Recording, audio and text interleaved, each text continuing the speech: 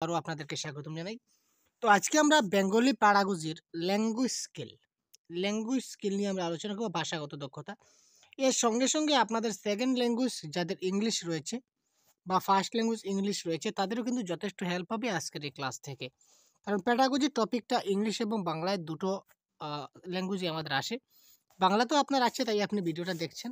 আর যদি আপনার ইংলিশ থেকে থাকে এজ এ সেকেন্ড ল্যাঙ্গুয়েজ বা ল্যাঙ্গুয়েজ 2 হিসাবে, তখন এই ক্ষেত্রেও আপনার যথেষ্ট হেল্প হবে এখান থেকে। এটা হচ্ছে আমাদের ফাউন্ডেশন কোর্সের অন্য একটি ক্লাস। তো টপিক হচ্ছে ভাষাগত দক্ষতা বা ল্যাঙ্গুয়েজ স্কিল। এখান থেকে কিন্তু প্রত্যেক বছর প্রশ্ন আসে। পুরো ডিটেইলসে আলোচনা করব, পুরো কনসেপ্ট। কোনো কিছু ছুটে যাবে না। যদি এক পার্টে না হয় ২ টা পার্টে শেষ করব এই টপিকটাকে, তাও কোনো ব্যাপার নয়। কিন্তু সবগুলা বিষয় আমাদেরকে জানতে হবে। কোথায়, কোথায় থেকে প্রশ্ন আসবে, সব জায়গাগুলো দেখিয়ে দেব কোন, কোন জায়গা থেকে প্রশ্ন আসে। সুতরাং আপনাদের একটা রিকোয়েস্ট, আপনারা শুধুমাত্র সাথে থাকবেন, শেষ পর্যন্ত দেখতে থাকবেন, বাস জিনিসটা বুঝতে যাবেন। আর যেটা বুঝতে অসুবিধা হয় অবশ্যই কমেন্ট বক্সে কমেন্ট করুন। আমি পরবর্তী সময়ে আপনাদেরকে বুঝিয়ে দেব। তো দেখুন, ভাষাগত দক্ষতা বা ল্যাঙ্গুয়েজ স্কিল মানে কি? Ability, proficiency in execution or performance. অর্থাৎ কি করে ভাষাকে নৈপুণ্যের সঙ্গে ব্যবহার করা যায় বা কিভাবে ভাষাকে শ্রুতি মাধুর্যপূর্ণ অর্থবহ করে তোলা যায়, তার কৌশল আয়ত্ত করা, চর্চা করা। আমরা যে ভাষা রয়েছে, ভাষাটাকে কিভাবে আমরা আরো শ্রুতি মাধুর্যপূর্ণ অর্থবহ করে তুলতে পারি, তার যেটা কৌশল, যেটা আমরা আয়ত্ত করব বা চর্চা করব, এটাই হচ্ছে এক কথায় ল্যাঙ্গুয়েজ স্কিল। তো এই বলে কিন্তু শেষ নয়, এই বলে কিন্তু খতম নয়। তার অনেকগুলা টপিক রয়েছে, অনেকগুলা পার্ট রয়েছে। দেখুন, জেনারেলি তার ২ টা পার্ট আছে।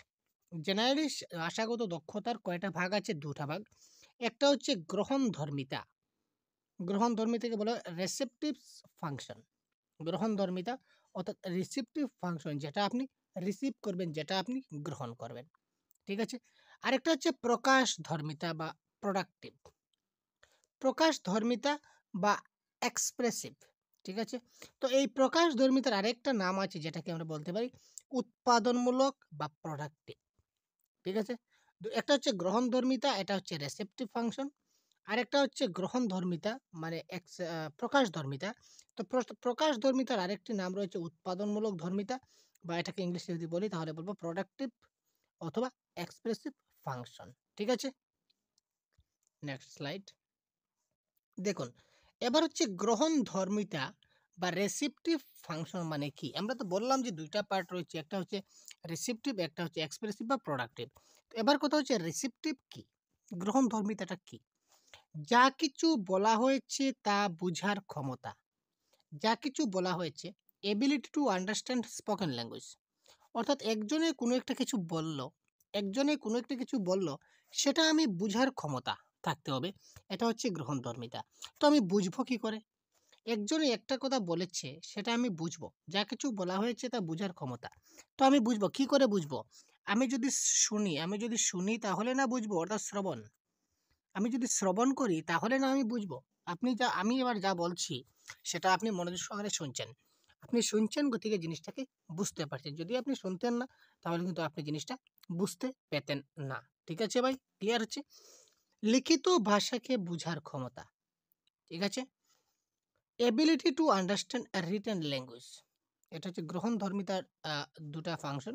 অর্থাৎ গ্রহণধর্মিতা মানে কি? কথার অর্থ হচ্ছে ability to understand spoken language. যা কিছু বলা হয়েছে তা বোঝার ক্ষমতা। তো যা কিছু বলা হয়েছে সেটা আমরা বুঝবো। কি করে বুঝবো? যদি আমি শ্রবণ করি বা শুনি তখন আমি বুঝবো। ঠিক আছে? তারপর হচ্ছে লিখিত ভাষাকে বুঝার ক্ষমতা। Ability to understand written language. একটা লিখিত লেখা রয়েছে। অর্থাৎ এখানে দেখুন, এখানে ওই জিনিসটা লেখা রয়েছে। ওই জিনিসটাকে আমার কি রয়েছে? লেখা রয়েছে। এখানে লিসেনিং আগে লিখে নেই। শোনা যেটা বলেছিলাম, লিসেনিং। এই এখানে একটা লাইন রয়েছে। হচ্ছে কি বলেছে? Ability to understand written language.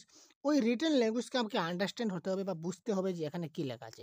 আমি কি করে বুঝবো যে এখানে কি লেখা আছে? পয়েন্ট ওইখানে। পয়েন্টটা ওইখানে ভাই। আমি কি করে বুঝবো এখানে কি লেখা আছে? আমি যদি জিনিসটাকে পড়ি মনোযোগ দিয়ে, আমি যদি জিনিসটাকে যদি পড়ি, তাহলেই কি আমি বুঝতে পারবো। যদি পড়ি না তাহলে কিন্তু বুঝতে পারবো না। সুতরাং রিডিং। তো তার মানে আমরা এখান থেকে কি দেখলাম, লিসেনিং এবং রিডিং হচ্ছে আমাদের কি প্রোডাক্ট রেসিপটিভ স্কিল বা গ্রহণধর্মিতা। বুঝা গেছে? গ্রহণধর্মিতা কোনগুলি? লিসেনিং এবং রিডিং। জেনারেলি আমাদের 4টা সিকোয়েন্স রয়েছে, LSRW: লিসেনিং, স্পিকিং, রিডিং এবং রাইটিং। তো তার মধ্যে যদি বলে আপনাদের রিসিপটিভ ফাংশন কোনগুলি বা গ্রহণমূলক দক্ষতা কোনগুলি, প্রশ্ন আসছে গ্রহণমূলক দক্ষতা, উৎপাদনমূলক দক্ষতা, প্রকাশমূলক দক্ষতা, এই ধরনের প্রশ্ন আসে 100% কনফার্ম। তো এখানে যদি বলে যে গ্রহণধর্মিতা কি, তো গ্রহণধর্মিতা হচ্ছে কি যা কিছু বলা হয়েছে তা বুঝার ক্ষমতা। তো আমি যা কিছু বলা হয়েছে সেটা বুঝবো কি করে বুঝবো? যখন আমি লিসেনিং করি, যখন শ্রবণ করবো তখন আমি বুঝবো।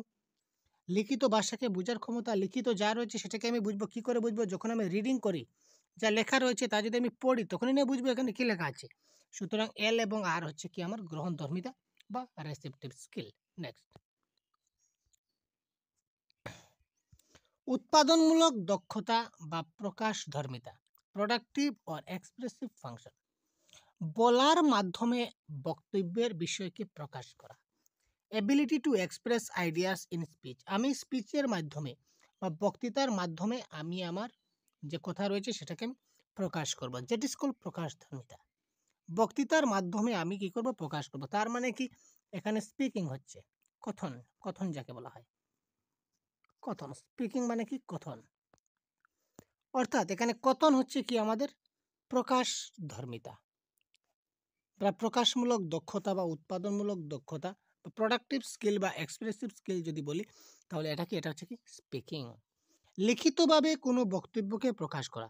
আগেরটা কি ছিল? Ability to understand written language, যে কি লেখা রয়েছে সেটা আমার বুঝতে হবে। আর এবার কি বলেছে? যে কোনো একটা বিষয় লিখিতভাবে প্রকাশ করতে হবে।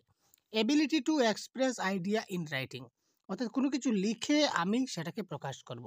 তো তার মানে কোনো কিছু লিখে যখন প্রকাশ করব, সুতরাং writing is also known as প্রকাশধর্মিতা।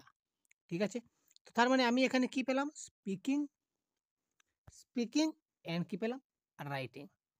Speaking এবং রাইটিং কি হলো আমাদের? প্রকাশমূলক দক্ষতা বা উৎপাদনমূলক দক্ষতা। এখানে দেখুন আমি ডিটেলসে দিয়ে দিচ্ছি, আপনার স্ক্রিনশট করে রাখতে পারেন। ভাষাগত দক্ষতা 4টা প্রকার হয়: শ্রবণ, কথন, পঠন, লিখন। ঠিক আছে? শ্রবণ মানে কি? লিসেনিং। এস মানে কি? স্পিকিং, স্পিকিং মানে কি? কথন। আর মানে কি? পঠন, পঠন মানে কি? পঠন, পঠন। আর ডাব্লিউ মানে কি? লিখন। শ্রবণ, কথন, পঠন, লিখন।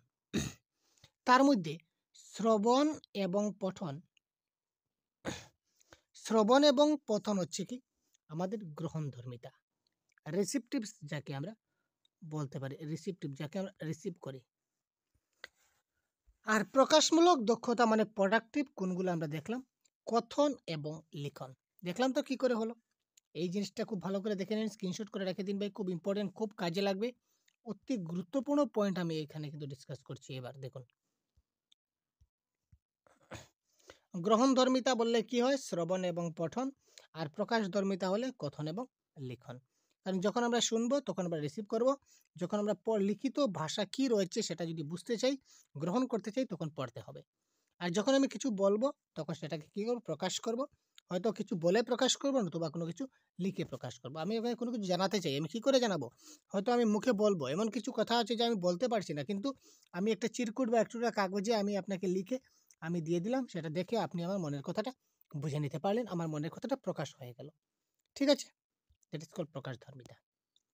নেক্সট দেখুন, ভাষাগত দক্ষতা, ল্যাঙ্গুয়েজ স্কিলের এবার পুরো টোটাল ডিটেলস এবার আমরা আলোচনা করব। অনেক সময় নষ্ট হবে আপনাদের, নষ্ট নয়, সময় কাজে লাগাবেই, সময়টাকে কাজে লাগবে। অনেক গুরুত্বপূর্ণ ক্লাস, এই ক্লাসটা যদি শেষ পর্যন্ত দেখে নিতে পারেন তো ভাষা দক্ষতা, লিসেনিং, স্পিকিং, রিডিং, রাইটিং থেকে কোনো প্রশ্ন আপনার পরীক্ষায় ছুটবে না। চ্যালেঞ্জ। পারস্পরিক ভাব বিনিময় বা যোগাযোগের মাধ্যমেই হলো ভাষা। পারস্পরিক ভাব বিনিময় করা বা যোগাযোগের মাধ্যমে হচ্ছে কি একটা ভাষা। এই যোগাযোগ সম্পূর্ণতা লাভ করে ভাষার দক্ষতার উপর। এই যোগাযোগের সম্পূর্ণতা লাভ করে কিসের উপর? ভাষার দক্ষতার উপর। এই ভাষা শিক্ষার ক্ষেত্রে ভাষা দক্ষতা বা ল্যাঙ্গুয়েজ স্কিলের আলোচনা খুব গুরুত্বপূর্ণ। এই ভাষা শিক্ষার ক্ষেত্রে ভাষা দক্ষতা বলুন বা তার ল্যাঙ্গুয়েজ স্কিল বলুন, তার আলোচনা কিন্তু এটা খুব গুরুত্বপূর্ণ রয়েছে। এই প্রসঙ্গে ৪ প্রকার ভাষা দক্ষতার কথা আলোচনা করতে হবে। ৪ প্রকার ভাষা দক্ষতা কি? শ্রবণ, কথন, পঠন এবং লিখন। প্রথমে আমরা দেখি শ্রবণ কি? পুরো ডিটেইলস সবগুলা জিনিস বুঝবো। শ্রবণ কি? What is listening? ৪ ধরনের ভাষা দক্ষতার প্রথম স্থান দেওয়া হয় শ্রবণকে।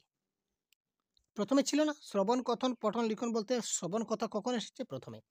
৪ ধরনের ভাষা দক্ষতার প্রথম স্থান দেওয়া হয় শ্রবণকে। এখন প্রশ্ন হলো, শ্রবণ কি? শ্রবণ কি? সবাই জানি শ্রবণ কি। ভাষাকে কান দিয়ে গ্রহণ করাকে শ্রবণ বলা হয়। অর্থাৎ কান দিয়ে যা শুনি তাই শ্রবণ। ইন্টারেস্টিং ব্যাপার ভাই। কান দিয়ে আমরা যেটা শুনবো এটাই হচ্ছে কি? শ্রবণ। শ্রবণ হলো একটি গ্রহণমূলক দক্ষতা। আগে পেয়েছিলাম শ্রবণ কি? একটি গ্রহণমূলক বা এটা রিসেপটিভ স্কিল। আমরা রিসিভ করি। শ্রবণের মাধ্যমে আমরা কি করি? শ্রবণ রিসিভ করি। যেকোনো ডাটা, যেকোনো তথ্য, যেকোনো কিছু আমরা গ্রহণ করতে পারি।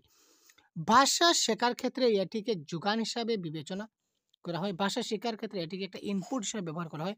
অর্থাৎ এর মাধ্যমে আমরা ইনপুট মানে কি? যেটা প্রবেশ করে। তো শোনার মাধ্যমে আমাদের মস্তিষ্কে কিছু একটা প্রবেশ করে। আর বলার মাধ্যমে সেটা আউটপুটের কাজ করে। যেকোনো ভাষা শেখা শুরু করার আগে শিক্ষার্থীকে সেই ভাষা শোনানোর ব্যবস্থা করা উচিত। যেকোনো একটা ভাষা যদি আমি শিশুকে শেখাতে চাই, তো শেখানোটা শুরু করার আগে ওই ভাষাটা শিশুকে কি করতে হবে? শোনানোর ব্যবস্থা করতে হবে। শিশুটাকে আগে প্রথমে ওই ভাষাটা শোনাতে হবে, তারপর সে শিখবে। যদি সে নাই শুনে, তাহলে আমি যদি কোনো ভাষা নতুনভাবে যদি কোনো ভাষা না শিখি, তাহলে কি আমি শিখতে পারবো? কখনোই না। আমাকে শিখতে গেলে প্রথমে ওই ভাষাটা আমাকে কি করতে হবে? শুনতে হবে। এই শ্রবণের অর্থ নিতান্ত কয়েকটি শব্দ বা সাউন্ড শোনা নয়, বরং অপরের বক্তব্য বোঝা। এই যে শ্রবণের অর্থ হচ্ছে আমি আপনার কাছ থেকে কয়েকটি শব্দ শুনে নিলাম বা এই শব্দের সাউন্ডগুলা শুনে নিলাম, এটাকে শ্রবণ নয়। বরঞ্চ আপনি কি বলছেন, আপনার সম্পূর্ণ বলাটা আমাকে বুঝতে হবে। আপনি চিং পং চাং পং চাং একটা ল্যাঙ্গুয়েজ রয়েছে, ঠিক আছে, ধরে নিন আপনি একটা ল্যাঙ্গুয়েজ বললেন, তো ওই ল্যাঙ্গুয়েজে আপনি কি বললেন ওইটা আমাকে কি করতে হবে? ভালো করে বুঝতে হবে যে আপনি কি বলছেন। ঠিক আছে? আমি আপনার ওচৰত এতিয়া লৈ আহিছোঁ এটা গুরুত্বপূর্ণ ক্লাস। এটা হচ্ছে আসামিস ল্যাঙ্গুয়েজে বলা। তো এবার আমি যদি ভালো করে এই আপনি কি বললেন সেটা যদি আমি ভালো করে বুঝে নিতে পারি, তার মানে আমার শ্রবণ সার্থক। আর আমি যদি আপনি কি বললেন যদি আমি বুঝতে না পারি, তাহলে আমার শ্রবণটা সার্থক নয়। তো ওটাই বলেছে যে শ্রবণের অর্থ এক কথায় হচ্ছে কি? অপরের বক্তব্যটা বোঝা। সাধারণ অবস্থায় বাস্তব জীবনে আমরা ২ ধরনের শ্রবণ পরিস্থিতির সম্মুখীন হই। তো সাধারণ অবস্থায় বাস্তব জীবনে আমরা কয় ধরনের শ্রবণ পরিস্থিতি দেখা যায় আমাদের সামনে? ২ ধরনের শ্রবণ পরিস্থিতি আমাদের সামনে কি করে দেয়? দেখা দেয়। কি, কি?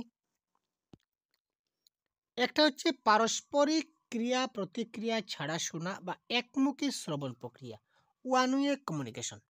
একটা আছে কি? একমুখী শ্রবণ প্রক্রিয়া। আরেকটা আছে কি? বোথ ওয়ে কমিউনিকেশন, পারস্পরিক ক্রিয়া প্রতিক্রিয়ার মাধ্যমে শোনা বা দ্বিমুখী শ্রবণ প্রক্রিয়া। মানে কি? বুঝলাম না। দেখি তো ভাই। একমুখী শ্রবণ প্রক্রিয়া বা ওয়ান ওয়ে কমিউনিকেশন মানে কি? এক্ষেত্রে আমরা কথা শুনলেও তার কোনো প্রতিক্রিয়া জানাতে পারি না। এস ফর এক্সাম্পল বেতার বা দূরদর্শন। যদি আপনি বেতার, বেতার মানে কি? রেডিও। যদি আপনি রেডিও বা টিভি দেখেন, রেডিওতে কি বলছে সেটা আপনি শুনতে পাচ্ছেন। অবশ্যই শুনতে পাচ্ছেন। টিভিতে কি বলছে সেটা আপনি শুনতে পাচ্ছেন। কিন্তু আপনি কোনো রিপ্লাই দিতে পারবেন না। আর আপনি রিপ্লাই দিলেও আপনার কথা রেডিও শুনবে না, টিভি শুনবে না। ঠিক আছে? ধরে নিন টিভিতে একটা নিউজ চলছে। এই চ্যানেলে ওই নিউজটা চলছে। আপনি যদি তখন আপনি টিভির সামনে বসে যদি সাংবাদিককে বলেন, "আরে ওই নিউজটা চেঞ্জ করে আগের নিউজটা দাও তো। বা একটু আগে কি নিউজটা দিলে? আমি তো ঠিক ভালো করে বুঝতে পারলাম না। ওই নিউজটা তুমি আবার দাও।" টিভি সেন্টারে যে বসে আছে সে কি আপনার কথা শুনবে? আপনি যে টিভির সামনে বসে আছেন সে কি জানে? সে আপনার কথা শুনবে না। একমুখী শ্রবণ প্রক্রিয়া। সে তার এক মুখ দিয়েই সে বলতে যাবে। আপনার কোনো কথা এখানে কাজে লাগবে না। কিন্তু আপনি শুনছেন, আপনি শ্রবণ করছেন। Got this point? আপনি কিন্তু শ্রবণ করছেন টিভির সামনে বসে বা রেডিওর সামনে বসে। কিন্তু আপনার কোনো কথা এই ব্যক্তি শুনবে না। দ্যাট ইজ কল্ড একমুখী শ্রবণ প্রক্রিয়া। বা পাবলিক অ্যাড্রেস সিস্টেম। আমরা অনেক সময় রেল স্টেশন, বাস স্টেশন বা শপিং মলে গেলে আমরা অনেক সময় কি অ্যানাউন্সমেন্ট দেখি। ঠিক আছে? গাড়ির সংখ্যা ৫, ৬, ৬, ৭, ৮ गुवाहाटी से दिल्ली जाने वाली ट्रेन अभी फिलहाल নাম্বার 1 প্ল্যাটফর্মে আ রহি হে, সেটা আপনাকে জানানো হয়। আপনি কি তার আপনি কি সেই প্রসঙ্গে সঙ্গে, সঙ্গে আপনি কি কোনো তাকে উত্তর দিতে পারেন? যে কেন ১ নম্বরে আসছে, ২ নম্বরে আসলে কি হয়? আপনি বসে আছেন প্ল্যাটফর্মে বা আরে ভাই এই ধরনের অ্যানাউন্স দিও না, এটা বন্ধ করো। আপনি কি তার সঙ্গে কমিউনিকেট করতে বা যোগাযোগ করতে পারেন? না। অর্থাৎ পাবলিক অ্যাড্রেস সিস্টেম, জনস্বার্থে প্রচারিত বার্তা অর্থাৎ বিমানবন্দর, rail station, bus stand, shopping mall ইত্যাদি স্থানের ঘোষণাগুলো কি হয়? একমুখী শ্রবণ প্রক্রিয়া হয়। আমরা শুনতে পাই কিন্তু কোনো কিছু বলতে পারি না, আর রিপ্লাই করতে পারি না। প্রশ্ন আসবে ভাই, কি প্রশ্ন আসবে? যেমন ধরুন আমরা যে আ রেল স্টেশনের যে ঘোষণা, এই ঘোষণাটি কি ধরনের শ্রবণ প্রক্রিয়া? প্রশ্ন আসবে, ছেড়ে যাবে না আপনাকে। সুতরাং কনসেপ্ট ক্লিয়ার মোস্ট ইম্পোর্টেন্ট ভাই। ভাষণ এবং বক্তৃতা প্রভৃতি। এক্ষেত্রে আমরা ক্রমান্বয়ে বলি ও শুনি কথাটিকে পুরোপুরি বোধগম্য করার জন্য পুনরাবৃত্তির আবেদন রাখতে পারি। এর মাধ্যমগুলি সাক্ষাতে কথোপকথন, টেলিফোনে কথোপকথন, কোনো বিষয় তথ্য সংগ্রহ, সেটা আমরা বুঝে নিতে পেরেছি। তারপর দেখুন দ্বিমুখী শ্রবণ প্রক্রিয়া। ঠিক আছে? দ্বিমুখী শ্রবণ প্রক্রিয়া কি? অর্থাৎ কি? আপনি একজনের সঙ্গে কথা বলছেন। ওই ব্যক্তিটাও কি করবে? আপনার সঙ্গে ধরুন সামনাসামনি বসে আছেন। ধরে নিন কোনো একটা ইন্টারভিউ। কোনো একটা আপনি ইন্টারভিউতে গেলেন। ইন্টারভিউতে যাওয়ার পরে কি হবে? এক্সামিনার যে থাকবে আপনার একদম সামনাসামনি বসবে। আপনি কি বলবেন আপনার কথা বুঝে অন্যজন কথা বলবে। ধরে নিন আপনারা ২ জন বন্ধু, 2 ফ্রেন্ড। আপনারা খুব ২ জন ভালো বন্ধু। আপনারা কথা বলছেন এই ক্ষেত্রে বসে। আপনারা কথা বলছেন। তো কথা বলতে, বলতে এক বন্ধুর কথা শেষ হওয়ার পর আরেক বন্ধু বলবে। অর্থাৎ কোন রিলেটেড কথা বলছে ওইটা, অর্থাৎ বুঝতে পারছেন তো? ২ জনে মিলেমিশে যেটা কথা বলা সেটা হচ্ছে কি? দ্বিমুখী শ্রবণ প্রক্রিয়া। তো শ্রবণ দক্ষতা অর্জনের গুরুত্ব এবং প্রয়োজনীয়তা কি রয়েছে? পুরো ডিটেইলস জানবো। মানব শিশুর জন্মের পর থেকেই তার পরিচিত পরিবেশে বাবা-মা ও পরিবারের অন্য সদস্যদের কথাবার্তা শুনে বিভিন্ন ধ্বনি ও শব্দ অনুকরণ করে। একটা শিশু তার জন্মের পর থেকেই তার পরিচিত পরিবেশ অর্থাৎ মা, বাবা এবং পরিবারের অন্য যে সদস্য রয়েছে তাদের কথাবার্তা শুনে এখান থেকে সে বিভিন্ন শব্দ, বিভিন্ন ধ্বনি সে কি করে? অনুকরণ করে। ধ্বনি থেকে শব্দ এবং ক্রমান্বয়ে শব্দ থেকে পূর্ণ বাক্য গঠন করে। ওই শিশুটা ধ্বনি থেকে শব্দ, তারপর ক্রমান্বয়ে শব্দ থেকে পূর্ণ বাক্য গঠন করে। বস্তুত নিজেকে প্রকাশ করার প্রয়োজনেই শিশু মাতৃভাষা শেখে এবং দক্ষতা অর্জন করে। আমরা বলতে পারি শিশুটা কি করে? নিজেকে প্রকাশ করার প্রয়োজনেই, অর্থাৎ সে কি প্রকাশ করবে সেটা প্রকাশ করার উদ্দেশ্যেই সে কি করে? তার মাতৃভাষা শিখে এবং তার দক্ষতা অর্জন করে। জীবনের বিভিন্ন ক্ষেত্রে তারা ভাষা দক্ষতাকে কাজে লাগিয়ে সৃজনশীল প্রতিভার বিকাশ এবং প্রকাশ ঘটায়। ঠিক আছে? তারা যে শ্রবণ দক্ষতার মাধ্যমে তারা কি করে? ভাষা শিখে এবং সেই ভাষা শিখাটা তাদের পরবর্তী জীবনে তাদের সৃজনশীল প্রতিভার বিকাশে সাহায্য করে। ভালো বক্তা হতে গেলে ভালো শ্রোতা হতে হয়। ইয়েস ভাই। আপনি যদি ভালো বক্তা হতে চান তাহলে ১ম এ আপনাকে ভালো শ্রোতা হতে হবে। আপনি যদি ভালো শ্রোতা না হতে পারেন তাহলে আপনি ভালো বক্তা হতে পারবেন না। অর্থাৎ আপনি ১ম এ ভালো করে শুনতে হবে যে আপনাকে কি বলবেন সেই কথাটা আপনাকে খুব ভালো করে বুঝে নিতে হবে। তারপর আপনি একজন ভালো বক্তা হতে পারবেন। শ্রবণের দক্ষতা কেবল অন্য মানুষের কথা শুনতেই সাহায্য করে না। শ্রবণ মানুষকে পরিষ্কারভাবে কথা বলতেও সাহায্য করে। আপনি কথা বলাটা যদি ভালো করে শুনে নিতে পারেন, তো অন্যজন কিভাবে কথা বলছে সেটার উপর ভিত্তি করে কিন্তু আপনি কথা বলতে পারেন খুব ভালোভাবে। ঠিক আছে? শ্রবণ মানুষকে সঠিক উচ্চারণ শেখায়। শ্রবণ মানুষকে কি করে?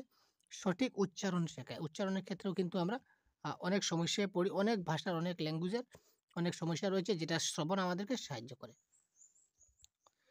শিক্ষার্থীরা সঠিকভাবে শ্রবণ দক্ষতা অর্জন করতে পারলে যে কাজগুলি সহজে করতে পারবে। শিক্ষার্থীরা সঠিকভাবে যদি শ্রবণ দক্ষতা অর্জন করতে পারে, তাহলে কোন কাজগুলা সহজে করতে পারবে বলুন তো? বিভিন্ন ধ্বনি সহযোগে শব্দ এবং বাক্য গঠনে অভ্যস্ত এবং দক্ষ হয়ে উঠবে।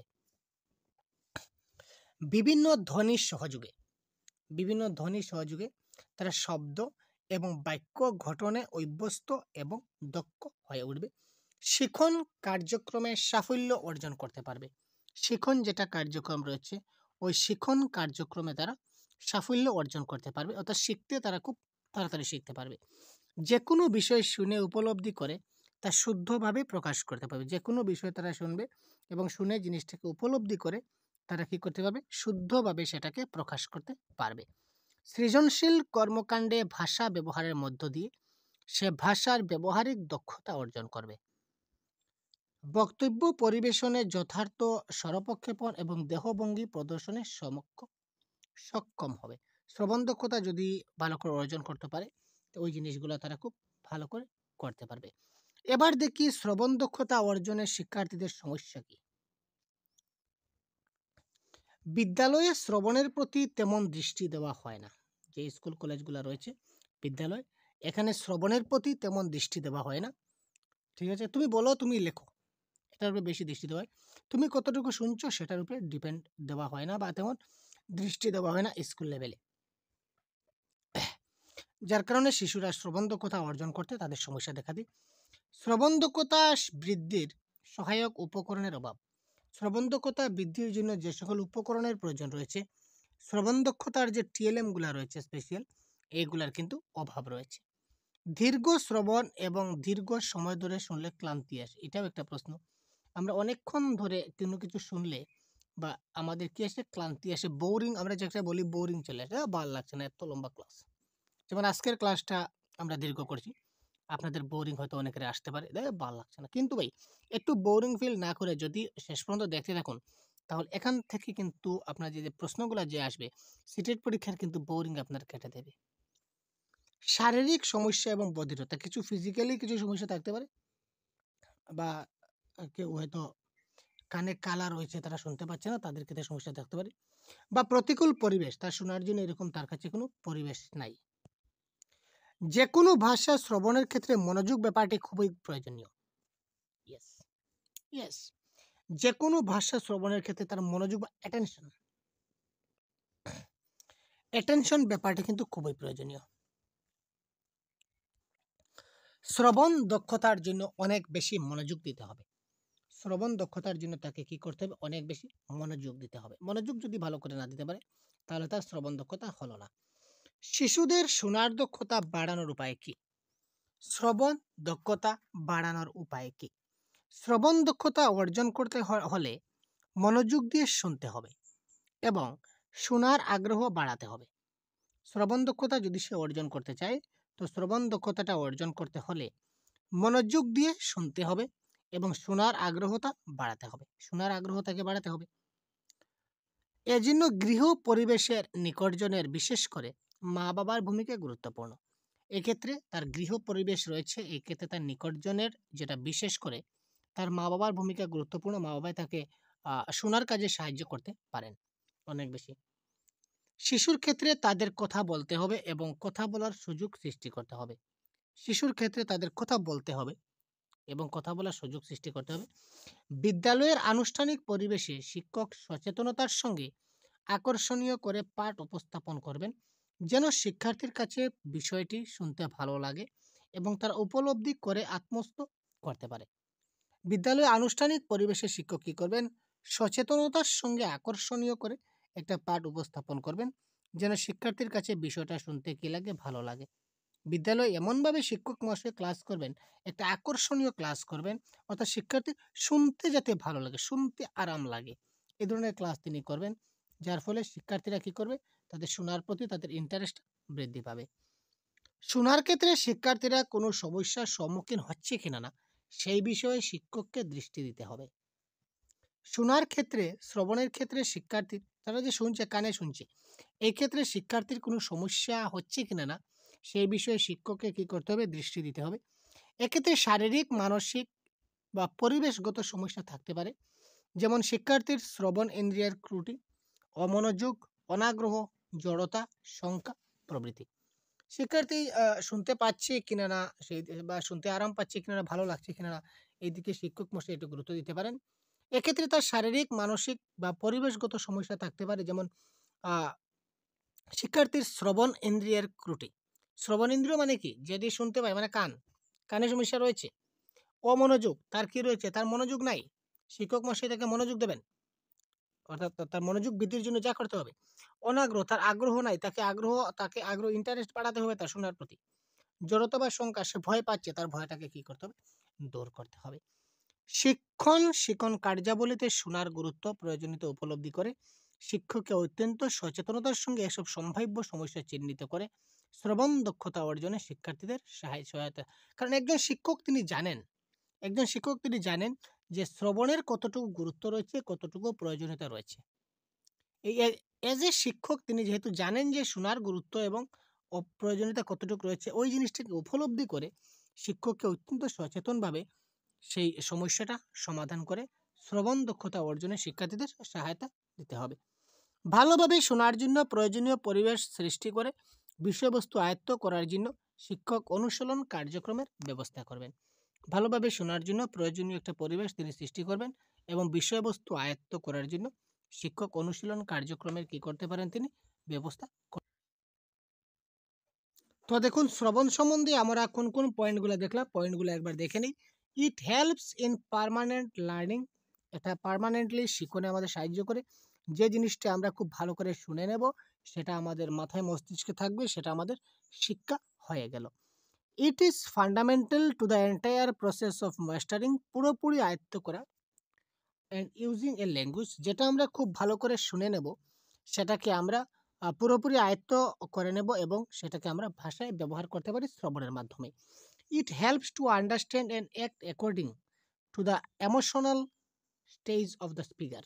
ঠিক আছে, অর্থাৎ সেই শোনার পর, একটা কথা শোনার পর সেই বক্তা কিভাবে কথা বলছেন, বক্তার যেটা এমোশনাল স্টেটমেন্ট, সেটা আমরা বক্তার সেই অভিনয় দেখে বা বক্তার কথাবার্তা শুনেই আমরা কিন্তু বুঝতে পারি বক্তার মনের কথা অনেক সময়।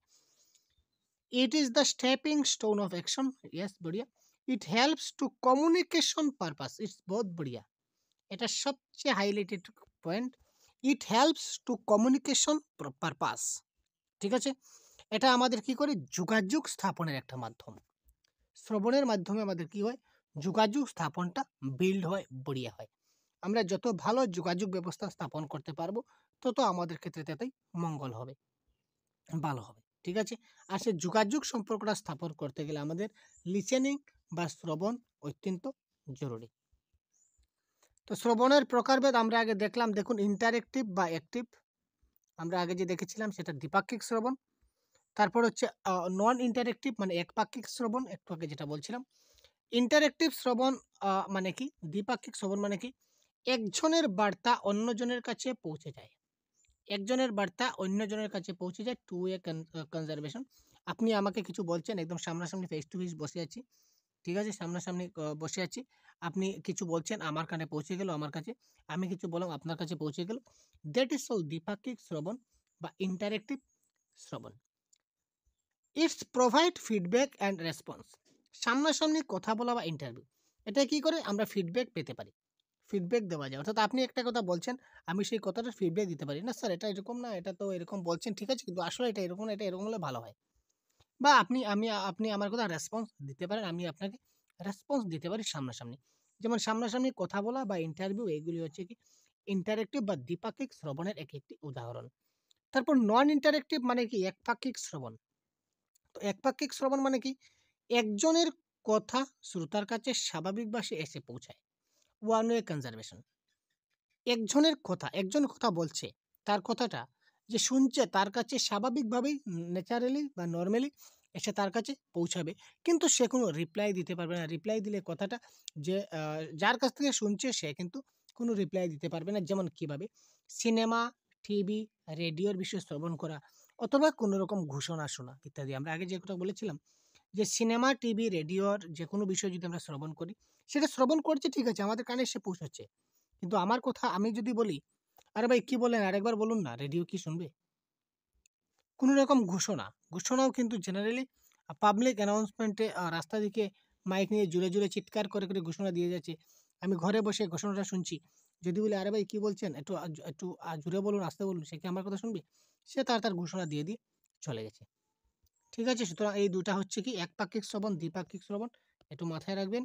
তারপর লার্নিং স্ট্র্যাটেজিস গুলা, ঠিক আছে, শ্রবণ কৌশল আয়ত্ত করার উপায়।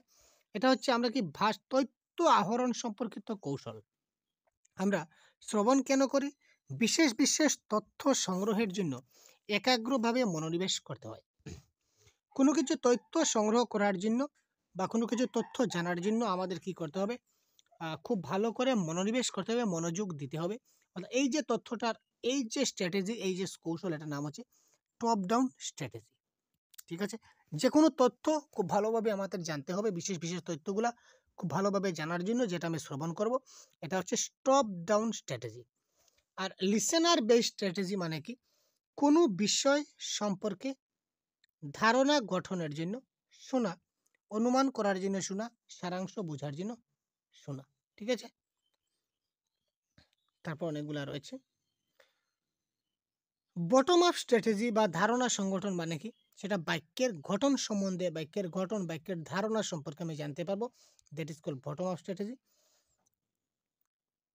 আর এই দুই ধরনের কৌশল সঠিকভাবে সঠিক ক্ষেত্রে ব্যবহার করে শিক্ষার্থীরা আত্মবিশ্বাসী হয়ে ওঠে। এটা হচ্ছে কি টেক্সট বেস স্ট্র্যাটেজির মাধ্যমে। ঠিক আছে? অর্থাৎ বটম আপ স্ট্র্যাটেজি এবং টপ ডাউন স্ট্র্যাটেজি, এই দুইটা স্ট্র্যাটেজির মাধ্যমে আমরা ভাষা শ্রবণ কৌশল আয়ত্ত করতে পারি। ঠিক আছে? এই ছিল আমাদের আজকের শ্রবণের ক্লাস। তো তারপর আমরা দেখব আপনাদের জন্য কথন সম্পর্কে কি কথা বলা হয়েছে। পরবর্তীতে আমরা নিয়ে আসবো আপনার জন্য পুরো কথন, তারপর পঠন, তারপর লিখন সিকোয়েন্স ওয়াইজ আপনারা সবগুলি ক্লাস পাচ্ছেন। তারপর আপনারা পাবেন সিরিয়াল ওয়াইজ এমসিকিউ। সুতরাং আপনাদের সাথে থাকুন। যদি কোনো ডাউট থেকে থাকে অবশ্যই কমেন্ট বক্সে জানিয়ে দিন, আমরা আপনাদের ডাউটটা ক্লিয়ার করার চেষ্টা করব। ধন্যবাদ।